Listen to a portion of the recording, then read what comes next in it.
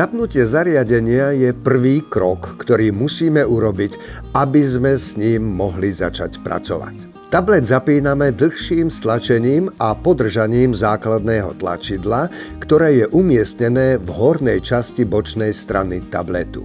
Tabletu sa rozsvieti obrazovka, prípadne príslušné kontrolky. Po zapnutí tabletu chvíľu počkáme, kým sa postupne naštartujú všetky procesy a programy a do tohto procesu nijako nezasahujeme. Môže sa vám stať, že po pokuse o zapnutie sa nič nedeje.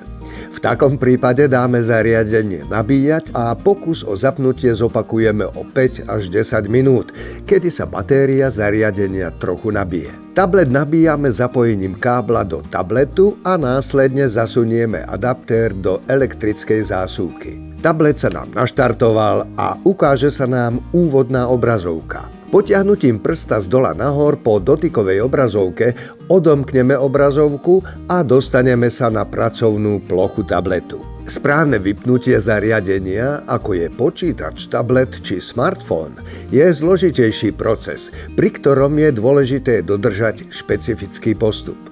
Nie je to také jednoduché ako zhasnúť lampu. Operačný systém zariadenia musí totiž pri vypínaní ukončiť všetky bežiace programy a procesy. Ide o tzv. Softvérové vypnutie. Tablet nám niekedy ponúkne možnosť reštartu, aby sa aktualizoval. Nebojme sa reštart spustiť. Tablet sa vypne a znova sa zapne sám. Na vypnutie aj reštartovanie musíme pri zapnutej obrazovke podržať základné tlačidlo 3 až 5 sekúnd. Zobrazí sa nám dvojca ikoniek. Reštartovať a vypnúť.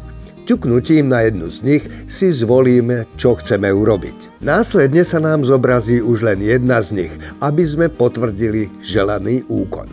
Teraz si vyskúšajte, či to naozaj funguje.